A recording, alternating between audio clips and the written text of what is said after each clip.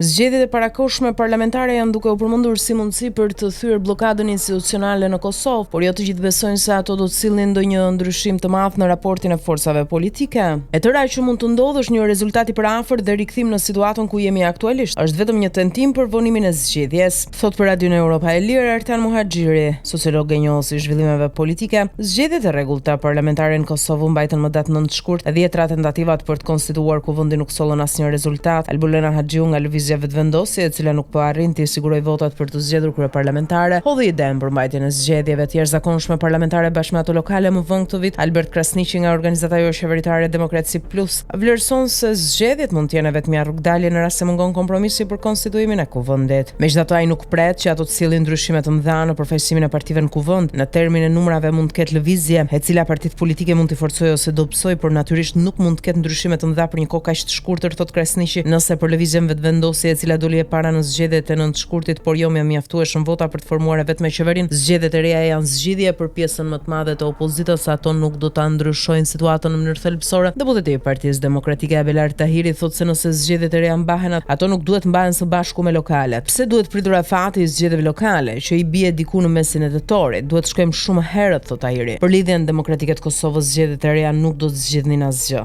Deputeti dhe nënkryetari i kësaj partie Lutfi Aziri thotë se ato do të ishin thjesht një përsëritje e zgjedhjeve të 9 shkurtit sa u përket rezultateve që do të dilnin prej tyre. Për LDK-n zgjedhjet tani janë të papranueshme, nuk besoj që zgjidhin diçka përveç se mund ta përmirësojnë fjalorin e partisë së parë, lëvizjes vetëvendosje, sepse në procesin e kaluar zgjedhor ka pasur fushat negative, fjalor denigrues, gjë e cila është problem, thot Aziri. Ai shton se edhe nëse vetëvendosja e përmirëson fjalorin ndaj partive të tjera, kjo më shumë gjasa nuk do ta ndryshojë qëndrimin e LDK-s për bashkëpunim me të. Por ai nuk e përjashton mundësinë e ndonjë bashkëpunimi në të ardhmen nëse rrethanat siç shprehet bëhen më favorizuese. Fjalori që është përdorur nuk duhet përdoret më, thotë edhe Bek Berisha, deputeti i Aleancës për Ardhmërinë e Kosovës, duke theksuar se kjo është thelbësore për të kapërcyer krizën politike që po shtyn drejt zgjedhjeve të parakohshme. Zgjedhjet nuk do të ndryshonin asgjë në rezultatin e partive, por më e mira do të ishte sikur ne të kuptonim të gjitha partitë politike dhe aktorët e partive politike se duhet ta ndalim armiqsinë. Nuk kemi lënë vend as të ulemi as të bisedojmë, thot Berisha. Edhe gjatë fushatës për zgjedhjet e 9 shkurtit edhe pas, gjuhë denigruese është përdorur nga disa përfaqësues politik për fshir kryeministrin në detyrë të Kosovës dhe udhëheqësin e vetëvendosjes Albin Kurti dhe kryetarin e AK-s Ramush Haradinaj. Njohësit e zhvillimeve politike vlerësojnë se nëse vendi shkon në zgjedhje, një nga përfitimet e pakta mund të jetë pikërisht pastrimi i këtij diskursi. Muhaxhiri thotë se fjalori aktual ndërmjet partive politike po i largon ato gjithnjë më shumë nga mundësia e bashkëpunimit. Nuk ka ndonjë sens që kjo gjuhë ta shpërsohet kaq shumë nëse në prapaskenj janë duke biseduar për ndonjë koalicion. Mirë, po në politikën kosovare nuk i dihet kurrë, thot Muhaxhiri. Në të njëjtën linjë është edhe Krasniqi, ai thotë se gjuha përçarëse është kthyer në penge serioze për ndërtimin e çdo lloji bashkëpunimi pas zgjedhor. Zgjedhjet e reja mund të përcillen me retorik më të përmbajtur politike dhe në këtë mënyrë të hapin rrugën për një